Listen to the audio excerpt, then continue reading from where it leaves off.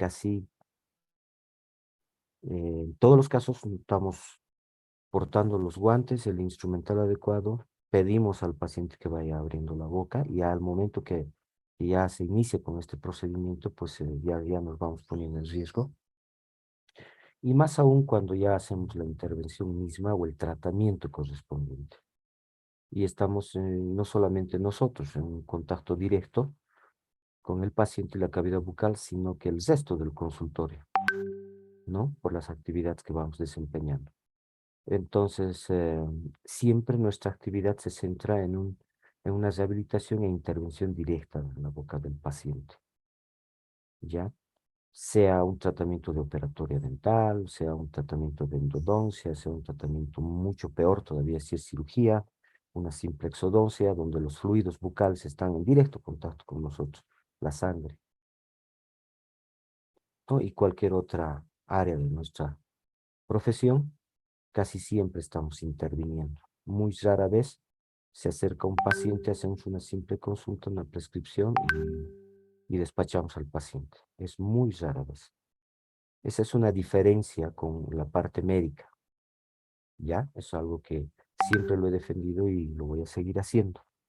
Por eso es que nuestras atenciones, de acuerdo a normativas nacionales, siempre estamos con un tiempo mucho mayor en relación a la parte médica con cada paciente, casi siempre. Entonces, desde este punto de vista que no tenemos que analizar que nos ponemos en riesgo, ¿no? De acuerdo a diversas investigaciones, alrededor del mundo entero se estima que existen nada menos que 100 millones de bacterias por cada milímetro de saliva. Imagínense, por cada mililitro en realidad de saliva, no es milímetro, mililitro de saliva. 100 millones de bacterias, las cuales están conformadas por 600 especies diferentes de microorganismos. Dentro de los virus, dentro de las bacterias, gram positivas, gram negativas, Staphylococcus, Streptococcus, de los peores, hongos, inclusive parásitos, ¿ya? Entonces, un ambiente totalmente saturado de infección en la boca. Y hoy por hoy, lamentablemente, también el COVID-19. Esta exposición, este tema lo he resaltado porque mientras estaba empezando a difundir la pandemia y empezaba a ingresar a nuestro país, pues ameritaba, ¿no? Que todos empecemos a corretear y conocerle al virus. Estamos todavía conociéndolo, ¿no? Bien saben ustedes. Entonces, tuve la oportunidad también de escucharle a un magnífico patólogo nacional, em, que ahorita lo vamos a ver, em, García, el doctor García, no recuerdo. Está en Cochabamba, el doctor, tiene un doctorado en microbiología y patología bucal sobre todo, y que es él quien ya hizo algunos análisis y estudios respecto a lo que significa la COVID en odontología. Entonces, es bajo sus estudios preliminares que nos hemos ido basando en hacer esta presentación y darlo a conocer. Obvio está, por demás está explicar que no es las características de nuestro trabajo ameritaban que nosotros hagamos conocer, ¿no es cierto?, de nuestro riesgo. Entonces, bajo esta situación es que decidimos realizar esta exposición que se los transmito. Entonces, el ambiente bucal, uno de los más contaminados, ¿no? Por demás está explicarles, ¿no?, las características y la clasificación bacteriológica que está presente en nuestra cavidad bucal. De forma general, los gram positivos, gram negativos en todas sus características, ¿no? Aerobios, anaerobios que están en la cavidad bucal.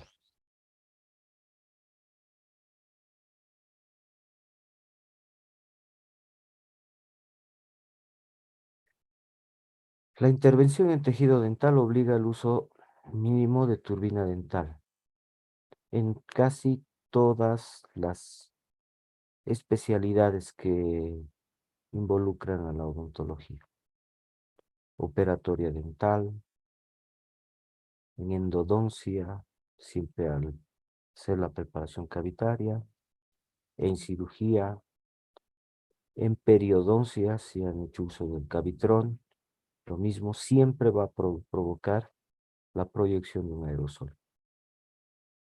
E imagínense en estas imágenes cuánta cantidad de gérmenes se van distribuyendo a lo largo de todo el consultorio, mínimamente,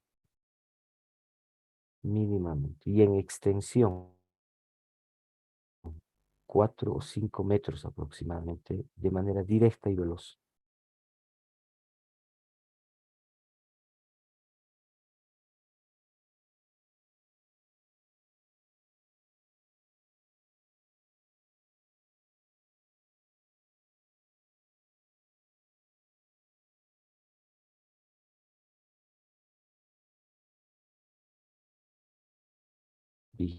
Vigencia y creación, pero que se ha convertido en un medio de difusión o de transmisión directa, ¿no? De una serie de microorganismos al ambiente odontológico. Entonces, esto nos llama a pensar, porque tras que yo enseñé esta imagen de manera directa, se han un poquito alarmado el resto del personal, porque casi tú nunca percibes esta imagen o la proyección de todo este aerosol mientras vas trabajando, ¿no? Ya que se ha podido iluminar el ambiente y etcétera para poder percibir. Imagínense en esta imagen que no es muy clara, pero que nos da una idea de cuánto es que se va difundiendo el aerosol, inmediatamente sale de la cavidad bucal del paciente, ¿no? Y entonces, tanto se hablaba de que un simple estornudo por un paciente COVID podía transmitir o podía expulsar los virus hasta 1 metro, quizás hasta 2 metros de extensión, digamos, ¿no? Pero esto es pues mucho más. Y un paciente contagiado no solamente con COVID, pónganle ahí una tuberculosis, pónganle una simple influenza, em, va a ser difundida inmediatamente. Entonces esto es algo que debe llamar a la reflexión a nosotros, esta actividad que va realizando la turbina, que sin duda alguna hoy por hoy es el único medio para hacer preparaciones cavitarias, ¿no? Aunque de por medio está el láser ahora, ¿no? Pero ¿quién va a adquirir un láser hoy por hoy a fin de hacer las preparaciones cavitarias, etcétera, etcétera? Entonces, resultó esto llamativo para el resto del personal cuando hemos ido explicando de qué manera esto se va produciendo al desgaste dentario que vamos realizando y inmediatamente se va produciendo el aerosol. Cabe hacer notar que la solución en esto, siempre que se vaya utilizando la turbina, pues vayamos proyectando también de manera mixta, ¿no? Aire y agua. El agua, por lo menos de alguna manera, va a disminuir la cantidad de aerosol que se vaya proyectando al aire. Entonces, siempre que se use una turbina, mejor activar el agua más para que esto vaya ayudándonos en este peligro, a disminuir este riesgo. Porque si solamente solo hace con aire, pues ya ustedes pueden imaginar la cantidad de bacterias, ¿no? Que estamos respirando prácticamente cada día los odontólogos.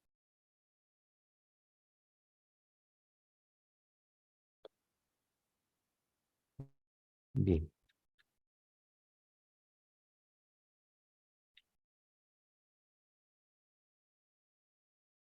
la distribución del aerosol generado por la turbina dental. Esta es una, he podido rescatar esta imagen en cuanto a la extensión, en la extensión de la proyección del aerosol. Obviamente el profesional está casi en su integridad lleno del aerosol que se ha proyectado. El equipo dental, alrededor del equipo dental, las vitrinas, cortinas, mesones, etcétera, que tenemos. Sí, Ah, obviamente por difusión rápida, el aerosol va a diseminarse por los diferentes ambientes que se tiene al lado del consultorio dental, vale decir la sala de espera, que es un gabinete de rayos X y demás consultorios cuando se trata de centros de salud, hospitales de segundo nivel. Entonces el riesgo es mayor. En nuestra experiencia hemos tratado de aislar al consultorio dental del resto de consultorios en lugar de mi trabajo. Y en realidad era una disposición inclusive que se debería haber cumplido. Inevitablemente, pues en muchos de los casos no se ha podido hacer esto, ¿verdad? Porque es muy complicado hacer un, un reacondicionamiento de infraestructuras, etcétera, etcétera. Entonces, por lo que por lo que se decidió, ya son 2 años aproximadamente de esto, decidió suspender inclusive las atenciones odontológicas. No las habíamos suspendido y solamente se limitaban a atenciones de emergencia. Entonces, estas características son las que, si se dan cuenta, hoy por hoy no se han tomado en cuenta mucho. Lamentablemente, nuestras autoridades, a partir de los colegios de odontólogos nacionales, el responsable nacional de salud oral, correspondiente al ministerio, poco o nada he escuchado que han hablado de estos aspectos.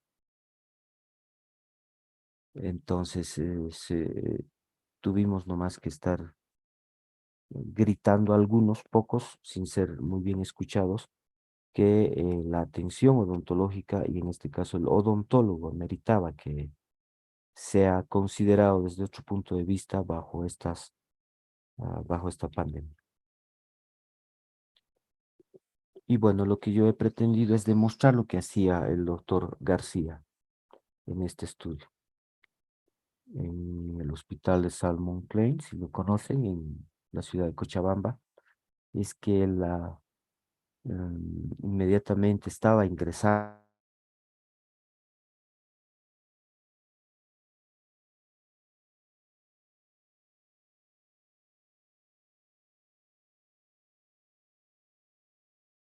vayamos tomando las medidas correspondientes y lo vayamos conociendo a este virus. Entonces es de ahí que he podido rescatar algunas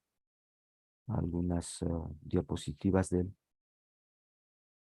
que sin duda ha constituido un único trabajo a nivel nacional, quizá internacional, em, con algunos otros estomatólogos más que pudieron difundir lo que encontraban en cavidad bucal correspondiente a la COVID-19. No precisamente el profesional odontólogo debía depender de los exámenes de laboratorio, que por cierto, exámenes de laboratorio han sido también muy este, reclamados, considerados, etcétera, etcétera, porque ni siquiera a nivel de los laboratorios de diagnóstico, nuestras colegas laboratoriales, farmacéuticas y bioquímicas, podían realizar las pruebas adecuadas para la detección temprana del COVID-19. Las técnicas que van utilizando hoy por hoy, ya un poquito más conocidas, pero que en su inicio no estaban dando resultados. Entonces, el doctor García lo que hizo es tratar de verificar algunos signos signos objetivos, guiones de la COVID-19 en la cavidad bucal. Y enseñó ahí un video, fue de los primeros odontólogos en que se vistió en la puerta del hospital con toda la indumentaria correspondiente, con toda la protección, todo el equipo de protección personal, que ustedes ya lo conocen, y bueno, doble guante, doble barbijo, una máscara facial, todo el EPP correspondiente, y pudo ingresar al sitio a terapia intensiva en donde estaban ya algunos pacientes COVID internados. Tomó fotos que se las voy a mostrar, así no son muy nítidas, pero tomó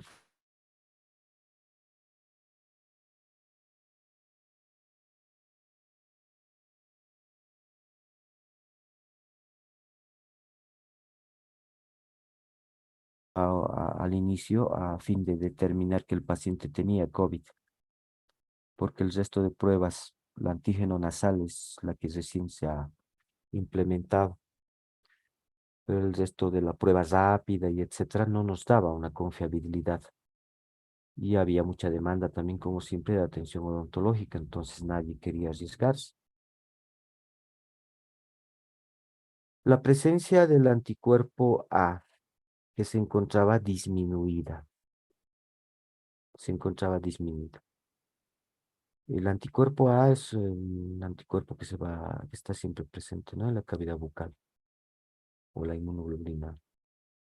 Entonces él había demostrado que estaba totalmente disminuido este anticuerpo y se iban generando otros. Los efectos citopáticos a nivel de la cavidad bucal, un halo perinuclear. Es decir, que en alguna herida, en alguna lesión, en algún eritema que vaya presentando la cavidad bucal, se iba presentando un halo alrededor de la lesión, un pequeño halo que ahorita lo vamos a ver. Y que ese era un signo de la reacción inflamatoria que iba provocando el virus en la cavidad bucal. La presencia de los receptores AC. Los receptores AC son estos receptores que aquí lo ven. Están presentes en las diferentes células, que también encontró en células de la cavidad bucal. Los encontró estos receptores, motivo por el cual el virus podía hacer un enlace con las células de la cavidad bucal, sobre todo a nivel del paladar blando y la mucosa yugal, y que pues inmediatamente el virus empieza a hacer algunas manifestaciones clínicas por la presencia de estos receptores. No todas las células presentan estos receptores que son compatibles con lo que significa las espigas del virus, ¿verdad? Entonces se encontró la presencia de estos receptores. La presencia de máculas eritematosas a nivel del paladar duro y también blando, en un periodo asintomático. Esto es importante. Estas pequeñas máculas que los podía ver en mucosa yugal, paladar blando y duro, pues ya hacía pensar de que el paciente probablemente estaba cursando ya con COVID. El paciente era asintomático porque estaba en un proceso de multiplicación, si vale el término, el virus. Recuerden ustedes que hay diferentes fases para diagnosticar eh, a la COVID-19. Hay un periodo de 14 días, no valga la aclaración. Hay un periodo de 14 días durante los cuales primeros 5 días el paciente es totalmente asintomático. Entonces, en esa fase en la que el virus podía haberse hecho objetivo a nivel de la cavidad bucal, con la presencia de estas máculas eritematosas. Un segundito, por favor, tengo unos mensajes, una llamada.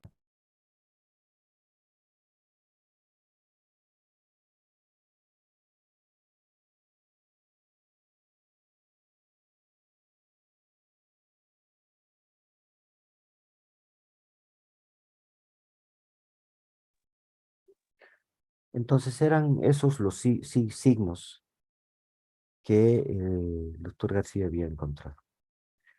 Y esto lo fueron realizando en coordinación con un patólogo de la República de Argentina también, donde pudieron exponer. Muy interesante la charla, creo que lo tengo grabado, si en algún momento les interesa, pues se los paso. Y la inflamación a nivel de la orofaringe, sin duda alguna iban a producirse, ¿no? La inflamación de las vías respiratorias altas, lo que es característico de la COVID.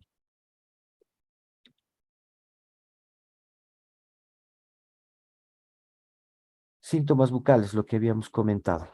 La presencia, perdón, de máculas eritematosas.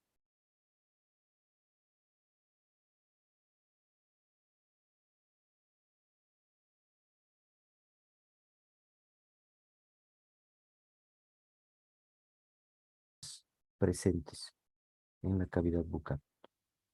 Vesículas, asociación de vesículas del SARS-CoV-2, que el doctor pudo demostrarles. Vean las máculas. Paladar blando y también a nivel de la úvula y sus pilares, ¿no? El dorso de la lengua también podía presentar algunas de estas máculas. Inflamación a nivel del orofaringe. Entonces, estábamos llamados a verificar esto. Inmediatamente se nos presentaba un paciente. Por lo menos en mi caso, yo lo que hice es tratar de identificar estas lesiones. Y al primer paciente que lo podía identificar con estas características y suspendíamos, más vale prevenir que lamentar, suspendíamos cualquier tipo de atención, salvo que esta aún sea en emergencia, pues teníamos que hacer la atención de emergencia y podíamos quizá inmediatamente transferirle a los consultorios externos COVID, ¿no? Al el famoso triaje que nosotros lo conocemos, ¿no? Entonces, estos signos llamó la atención en nuestra profesión, nuestra área, para que nosotros vayamos tomando las previsiones correspondientes.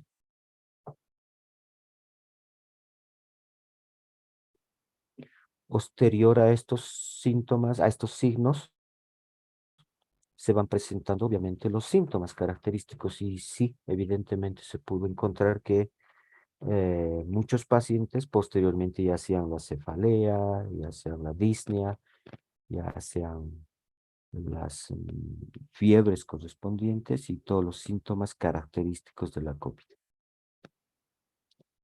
sumado a estos signos bucales que se tenían.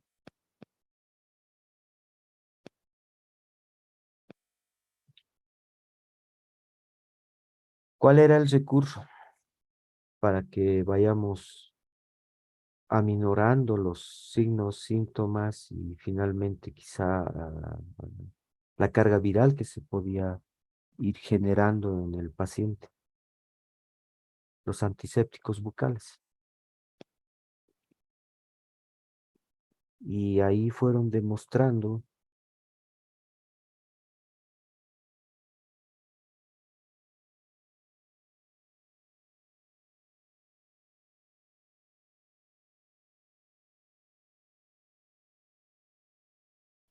porque a lo que más podíamos hacer y lo que más podíamos recurrir de manera emergente, era el uso de los antisépticos. Se demostró que a la primer sospecha que el paciente haya sido contagiado o haya estado en contacto con un paciente COVID, y como la vía de transmisión de ingreso, sobre todo, era el triángulo de la muerte, que es como se lo conoce a las fosas nasales de la cavidad bucal, pues inmediatamente debían aplicarse antisépticos por esta vía, lo que permitía mínimamente hacer una disminución, una destrucción inmediata, si vale el término, de los virus que habían estado ingresando. Por tanto, la carga viral iba a disminuirse y quizá con la ayuda de inmunológica propia, iba a disminuirse la carga viral y posiblemente no iba a complicar al paciente.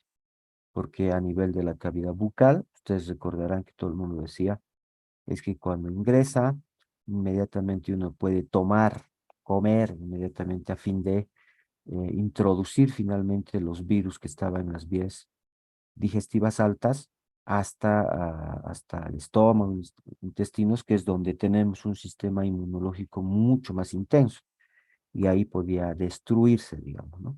Porque si de estas vías digestivas altas o respiratorias altas empezaban a hacer su reproducción, los virus inmediatamente, pues de manera directa, podían llegar a lo que significa las vías aéreas y al sistema respiratorio, concretamente a nivel pulmonar. Todo lo que se pretendía era destruir, y aún ahora sigue en pie esta medida de protección, de prevención, por si acaso. Entonces, dentro de estos, no quiero hacer propaganda, pero dentro de estos antisépticos se ha hablado mucho la eficacia bactericida y virucida de gárgaras de enjuague bucal de povidona yodada. Imagínense, hay que extenderlo, ¿no? Con suero fisiológico y hacer gárgaras con yodo povidona. No ha sido muy efectivo, se ha demostrado. La prueba virucida de esto dice: los virus de prueba fueron coronavirus SARS-CoV, rotavirus humano no envuelto. Las células huésped utilizadas para el cultivo de virus y la prueba de suspensión fueron células B, que van detallando más o menos, ¿no? Pero entonces acá la iodopovidona, que era una opción. Posterior a esto se ha hablado bastante de la clorexidina y con efectos mucho más satisfactorios. La clorexidina, que tiene hasta el momento una acción bacteriostática importante,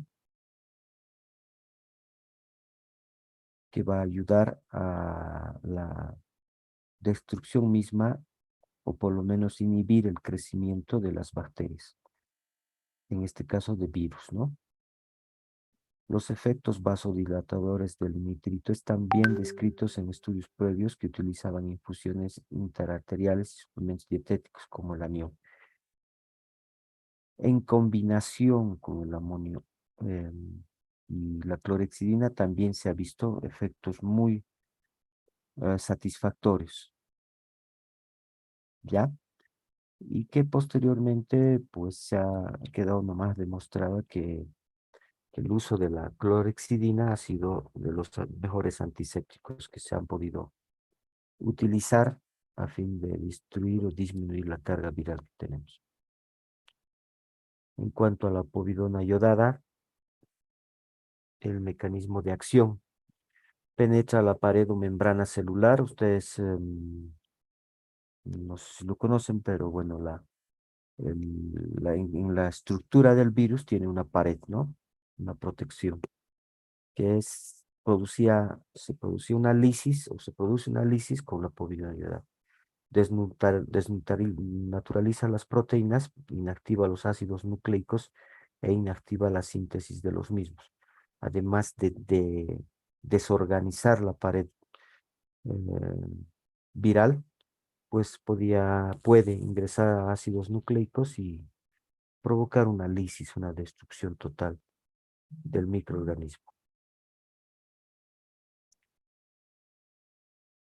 De un 0,23% al 7% era la efectividad de la iodopovidona.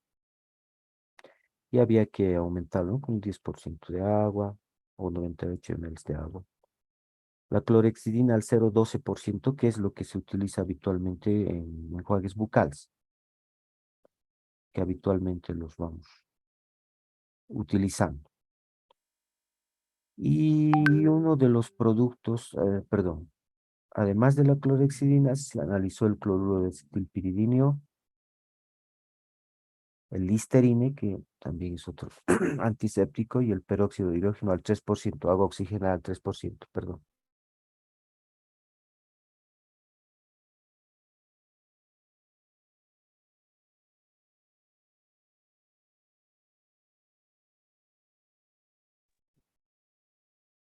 de los antisépticos que se han ido analizando. Y de estos, les cuento que el King gingival, no es por hacer propaganda, sino que inmediatamente lo mejoraron, es de la línea INTI, ¿no? Ustedes conocen. Tiene esta combinación, la clorexidina y el cloruro de acetilpiridina. Juntos van haciendo una sinergia antibiótica, antiséptica, y que de los productos actuales, en nuestro medio, es de los más eficaces. Am, Inmediatamente uno sospecha de un contacto con paciente positivo, pues puede hacer uso de este antiséptico. El quingingival no es por más, pero es el que ha combinado estos dos antisépticos. Mientras que en el Clorex tenemos solamente clorexidina al 0,12%. Sí, hoy por hoy lo utilizamos, ¿no? Varios de ustedes antes de hacer una cirugía hacen antisepsia también con un enjuague bucal. Un simple resfrío o alguna infección respiratoria, pues obvio nos va a ayudar bastante este producto a hacer una antisepsia de la cavidad bucal. Entonces, eran nuestros recursos. Y como anécdota, sí, pues inmediatamente yo atendí a un paciente en emergencia, etcétera, y tenía que irme, escaparme a hacer un enjuaguito bucal por si acaso inmediato, o por lo menos durante el día.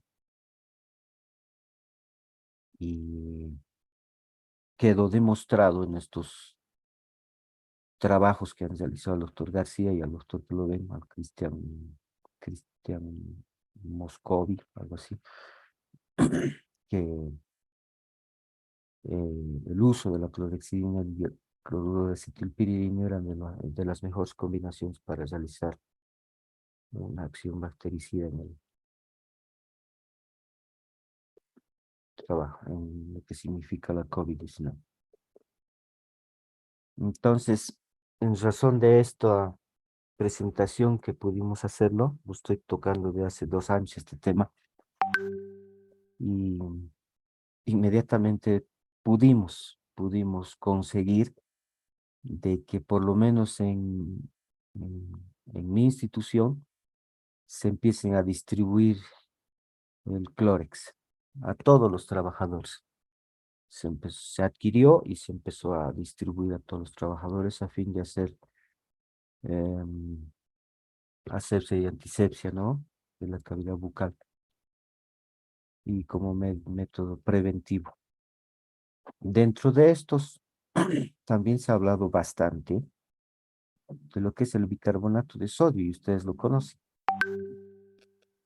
Todo el mundo indicaba de que el bicarbonato de sodio también te ayudaba, y evidente, sí, pues las propiedades alcalinas, creo que es una pregunta también de examen, las propiedades alcalinas que tiene el bicarbonato son pues extremas, digamos, ¿no? Con pH que pasa a los 9 o 10. Y en un ambiente alcalino, bacterias que se van, por lo menos van deteniendo su crecimiento y desarrollo de una acción bacteriostática y de forma general antiséptica, ¿no? Y que siendo este ambiente alcalino, pues van destruyéndose los gérmenes, no solamente bacterias, virus, hongos, sino también virus. Por eso es que se ha hablado bastante del bicarbonato de sodio. En realidad el bicarbonato de sodio nosotros lo utilizábamos hace años, ya, hace bastantes años en odontología, no sé si los han transmitido, pero se ha ido utilizando como un antiséptico bucal. En el área rural utilizan bastante. Otro efecto del bicarbonato, si se van a dar cuenta ustedes a un paciente que va, o a una persona que le gusta masticar coca, casi siempre van introduciendo también bicarbonato a la boca, ¿no? Y revisan a ese paciente si tiene caries. Muy pocas son las caries, lo que más tiene es abrasión, erosión dentaria. Y como caries como tal, el paciente no, casi no presenta.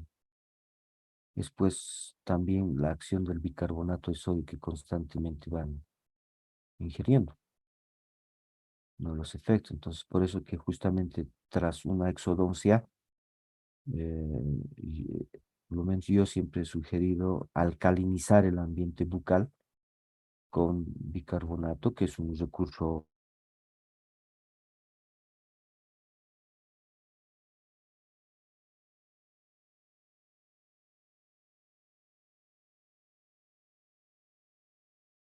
uno de los antisépticos más directos que podríamos utilizar también. Si no, siempre comprar la clorexidina. El de King es muy buen producto.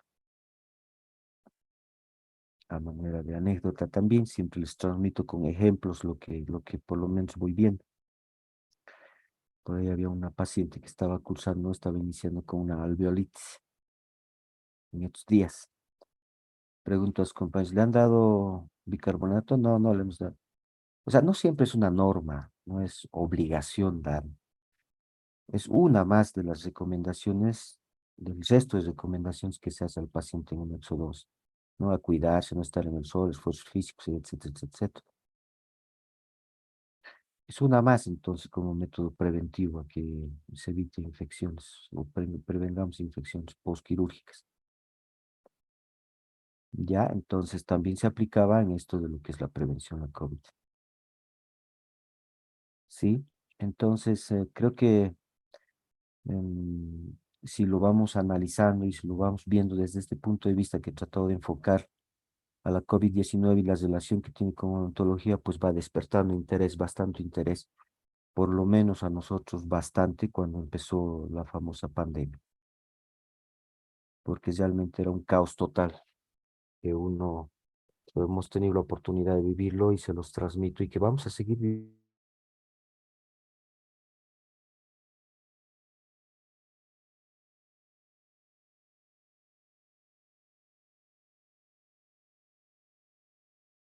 Por ejemplo, ¿quién habla ahora de la tuberculosis? Casi nadie, ¿no? Y es de las enfermedades infectocontagiosas inmediatas que nosotros podemos adquirir los odontólogos, porque se transmite también por vía aérea y que nadie lo considera o muchos vamos pasando por alto. Las condiciones físicas del paciente o de la persona hacen que la tuberculosis no se vaya manifestando muchas veces, porque en estudios, bueno, de hace años que se realizó y que obviamente están vigentes, se decía que todos tenemos tuberculosis y que es nuestro propio sistema de defensa el que nos va a proteger. Del SIDA, otro virus que apuesto a que muchos ni siquiera le preguntamos a los pacientes, ¿no es cierto? Y que es una enfermedad que tampoco tiene cura hoy por hoy y que también pues está en riesgo con nosotros. No por la forma de transmisión directa como lo hace la tuberculosis o el COVID, sino que los fluidos, sobre todo sanguíneos, con los que estamos siempre en contacto también en este caso los cirujanos o ustedes que van haciendo sus cirugías, pues nos ponemos en riesgo, ¿no? Y así podríamos hablar de otras enfermedades, pero que en resumen, los odontólogos nos constituimos del personal de salud que más riesgo tiene de contagiar muchas enfermedades infectocontagiosas. Y eso creo que también tiene que llamar a la reflexión de todos nosotros, porque las medidas de bioseguridad no siempre las estamos manejando adecuadamente y tenemos que ser mucho más exigentes nosotros en este aspecto, porque estamos en contacto directo con todos esos microorganismos. Hoy por hoy, de verdad que por lo menos yo me he acostumbrado a utilizar la máscara facial con algunos que hemos podido utilizar la turbina a fin de hacer una odontosección, inmediatamente me puse. Y si ustedes se fijan cómo queda de marcada la máscara tras que tú haces uso de la turbina, las gotas, el aerosol que se va pegando en la máscara es increíble. Pasen una torunda de algodón y van a ver cómo es que se ha pegado a la máscara facial. Y si no utilizas todo eso, va directamente a tus ojos, a tu cara, y los ojos también son una vía de transmisión del COVID, ¿no? Entonces, este tema lo vi por importante para que ustedes conozcan y lo tengamos siempre en cuenta. En cuanto al diagnóstico de la COVID,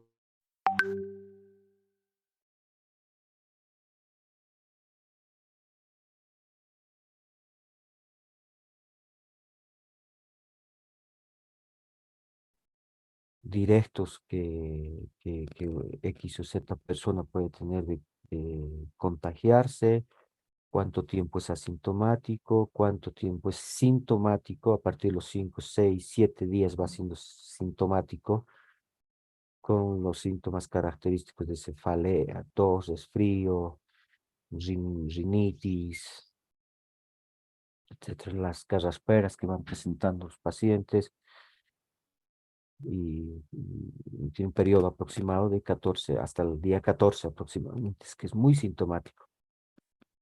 Y es cuando el paciente puede hacer, ¿no es cierto?, un diagnóstico laboratorial que va a resultarle positivo. Posterior a eso van generándose otro tipo de anticuerpos como los IgG, que van señalando que el paciente ya está en curso avanzado, digamos, de la enfermedad y uno puede ser un poquito quedar más tranquilo posiblemente, ¿no? En cuanto a la evolución de una enfermedad. Días críticos de 1 a 14 días aproximadamente. Muy críticos del 5 al 14. La segunda semana en realidad, cuando los pacientes hacen síntomas fatales, hasta fatales. He tenido la oportunidad también de entrar a terapia intensiva y poder ver a un paciente COVID totalmente intubado y bueno, más falta imaginarse las condiciones en las que queda el paciente, que todos además lo conocemos. Bueno, espero les haya llamado la atención el tema, que era importante dentro de nuestra área, el uso de los antisépticos bucales citados y que vayan siempre previniendo, porque la COVID va a seguir, ¿no? Va mutando constantemente el virus. De hecho, tenemos una infinidad ya de cepas y que bueno, la vacuna es el factor principal de prevención. Somos profesionales en salud y tenemos nomás que limitarnos a lo que la ciencia diga. Dependemos de la ciencia y lo que la ciencia ordene, pues es lo que nosotros tenemos que transmitir, ¿no? Porque es bastante en cuanto a mitos, prejuicios, comentarios que la gente normal hace, que esto ha sido improvisado, que un montón de cosas, que definitivamente no lo es. Como muestra es que este virus recibe el denominativo de SARS-CoV-2, ¿verdad? Y alguien se ha preguntado qué fue de la SARS-CoV-1. La SARS-CoV-1 ya fue hace más de 10 años que se ha descubierto, se ha identificado y que ha sido ya motivo de análisis. La SARS-CoV-2 es una variante solamente, pero que es más agresiva. Y en razón de esos conocimientos se han ido generando las vacunas, que por el momento pues, nos están demostrando más que han sido, ¿no es cierto?, la solución al problema. Ya la incidencia, la prevalencia de casos no son las mismas que teníamos hace 2 años atrás. De hecho, ya la gente le ha perdido el miedo. Y los síntomas que hoy van reflejando las personas contagiadas con COVID, pues no son los mismos, son mucho más leves inclusive, ¿no? En muchos de los casos, porque a los primeros eran realmente fatales. El que contraía la infección o se salvaba gracias a la inmunidad propia de la persona o finalmente, lamentablemente, llegaba a terapia intensiva. Y ahí sí con ayuda profesional podía salir y los que lamentablemente no pudieron, pues eh, hoy no están con nosotros. Bueno,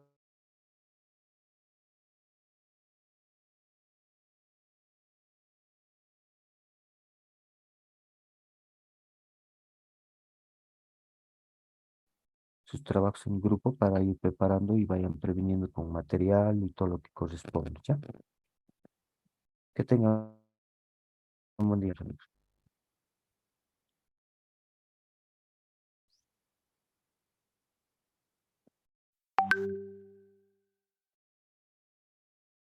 Recording